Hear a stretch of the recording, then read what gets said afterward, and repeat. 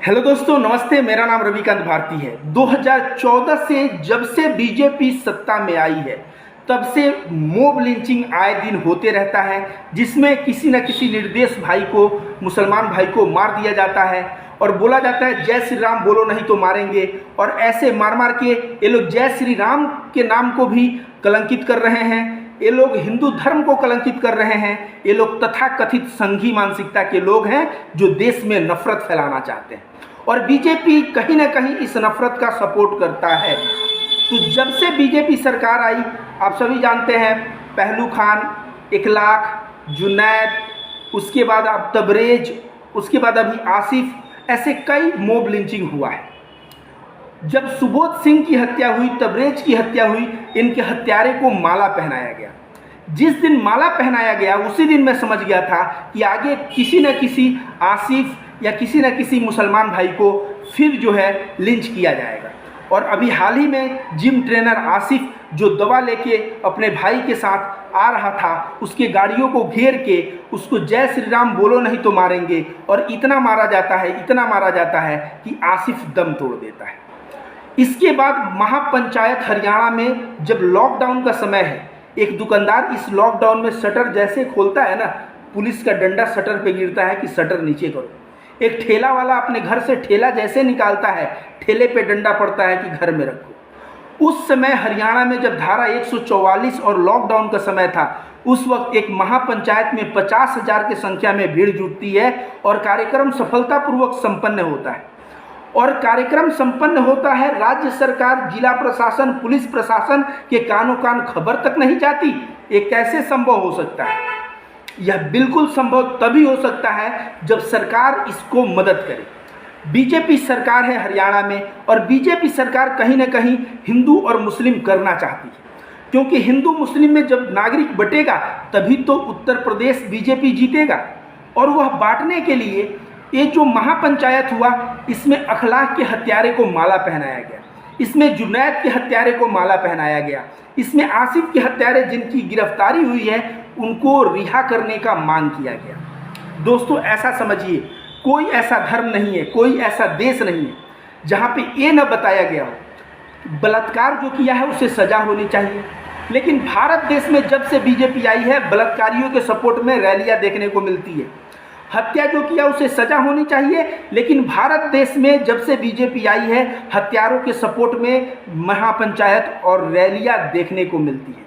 दोस्तों, ऐसे महापंचायत, ऐसे रैलियां और इस तरह का नफरत देश में जिस हिसाब से घोला जा रहा है, मैं कह रहा हूं आने वाले दिनों में और भी मुसलमानों की लिंचिंग होगी। यह सही समय है जागने के लिए, हमें जाग जाना चाहिए।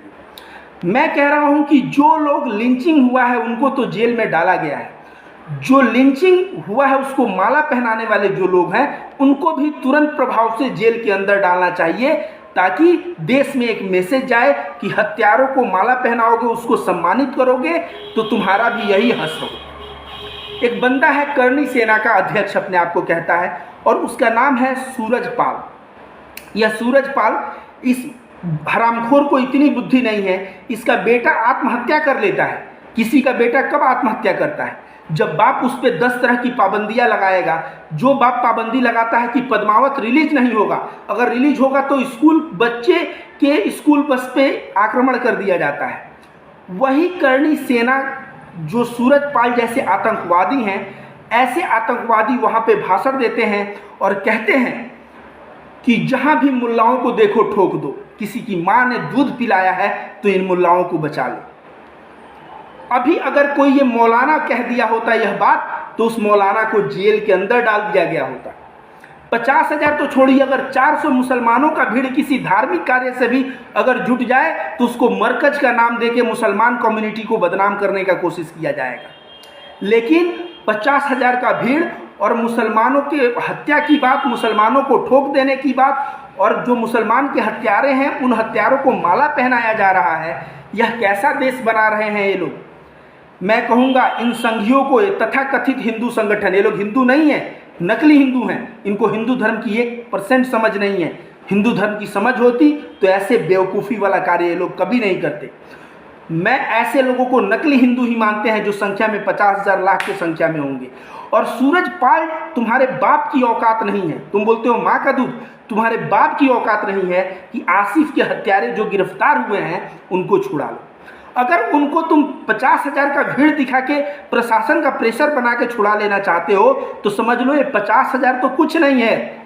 वहाँ पे 5 लाख का भीड़ पहुँच सकता है और वहाँ पे 5 लाख का भीड़ पहुँच के भी वहाँ पे धरने पे बैठ सकता है। और तुम्हारे सूरज सिंह पाल, तुम और तुम्हारे जो बाप जिसके इशारे पे तुम भौंक रहे हो, इन सबको जो है आंख तुम लोगों का खोल देने का कार्य किया जाएगा। ये भारत देश है, यह गंगा यमुना तहजीब की देश है, ये भाईचारे की देश है। यहाँ पे तुम चाहोगे कि ऐसे माला पहनाओ और तुम्हारा जो है सभी लोग गुणगान करें। तुम मैसेज दे रहे हो कि तुम नकली हिंदू और कुछ बरगलाओगे और कुछ लोगों को इस तरह से तुम लिंचिंग के लिए मोटिवेट करोगे। ऐसा मोटिवेट तुम कर नहीं सकते। सूरजपाल जैसे लोगों को तुरंत प्रभाव से जेल में डाल देना चाहिए। और यह बहुत हिंसा की बात करता है। सूरजपाल, मैं कह रहा हूँ तेरा बाप जो है ना, इस देश का संविधान नहीं लिखा है। इस देश का संविधान बाबा साहब अम्बेडकर ने लिखा है। तेरे बाप ने अगर संविधान लिखा होता तो शायद उस संविधान में लिखा होता कि मुसलमानों का गर्दन काट दो तो उनको रेप कर दो, लेकिन ये तेरे बाप का संविधान नहीं है। ये भारत का संविधान बाबा साहब अम्बेडकर के हाथों लिखा हुआ है। और ऐसे में इस देश में हिंसा की कोई जगह नहीं। और जो हिंसा करेगा उसका हश्र क्या होगा? वही हश्र होगा जो नाथूराम गोडसे का हुआ था, फांसी के तख्ते पे लटका दिया गया था। सूरज सिंह पाल, अभी भी समय है, सुधर जाओ। सरकार बदलते टाइम नहीं लगती, सरकार बदल जाएगा, कल को तुम बिल में छुपते फिरोगे। यही सूरजपाल की औकात हो तो थोड़ा पश्चिम बंगाल में जाके, ममता बनर्जी के एरिया में जाके थोड़ा बोले, इस तरह का ललकार दे। जिस तरह बाबा रामदेव सलवारी पहन के भागे थे ना, इस सूरजपाल जैसे लोग जो करणी सेना के अध्यक्ष हैं, ममता बनर्जी के एरिया में जाएंगे ना, इनको भी सलवार पहन के भागना पड़ेगा। ये देखने में मर्द लगते हैं, बोलने में मर्द हैं, लेकिन ये निहायती हिजड़े हैं, नपुंसक हैं, क्योंकि ऐसे लोग हिंसा को बढ़ावा देते हैं। और हिंसा को बढ़ावा देने वाले लोग, जो गलत तरह के हिंसा को बढ़ावा देने वाले लोगों को मैं मर्द कदापि नहीं मानूंगा। और सूरज सिंह, तू सुन ले, मैं रविकांत भारती, और मैं रविकांत भारती वही हूँ जो नरसिंहानंद सरस्वती को हिंदू धर्म से निकाल के फेंका था। मैं तुझे हिंदू नहीं मानता और तेरे बाप की औकात हो तो तुझे मेरा जो करना है कर ले। और तेरी बाप की औकात हो तो जो आसिफ के लोगों को जो हत्या हुई है, उस हत्यारों को जेल में डाला गया है, उनको तू उनका केस वापस करवा ले, जेल से निकलवा ले। तब मैं मानूंगा कि तू जो है अपने माँ का दूध पिया है। नहीं तो तू भी मैं मानूंगा कि तू माँ का दूध नहीं पिया है, बल्कि तेरे जैसे आरएसएस और संघी मानसिकता के लोग ये बोलते हैं पद्मावत मूवी नहीं चलेगा। ये लोग भी डीडीएलजे और जो मूवी हिट हो जाता होगा ना, ये लोग भले ही बोलेंगे सलमान खान, शाहरुख खान, आमिर खान, ये तीनों खान हैं, मुसलमान हैं, इनकी मूवी मत देखो।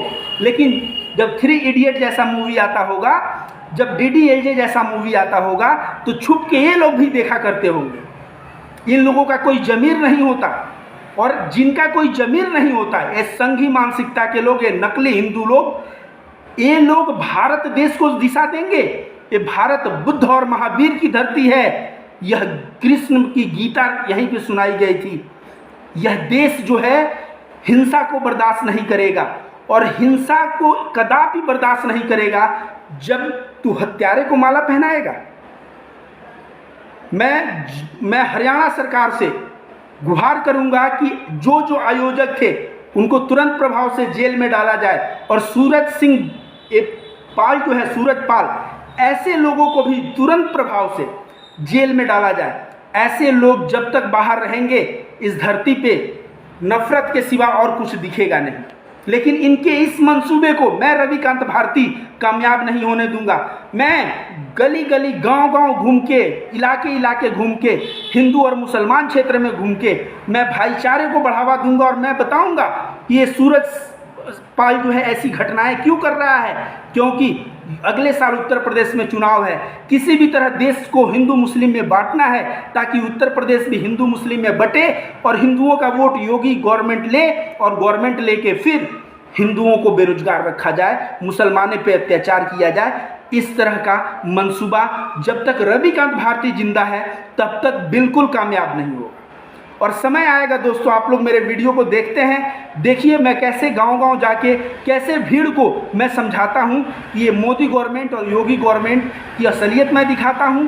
और ऐसे जो वैचारिक आतंकवादी हैं, जो सुबोध सिंह के हत्यारे को माला पहनाते हैं, ऐसे हत्यारों को मैं अच्छा सबक सिखाऊंगा। तुम लोग अपना संगठन बनाओ और मैं अपना संगठन बनाता हूं। तुम 50,000 तो मैं 5 लाख, मैं दिखा दूंगा कि तुम्हारी असली औकात क्या है।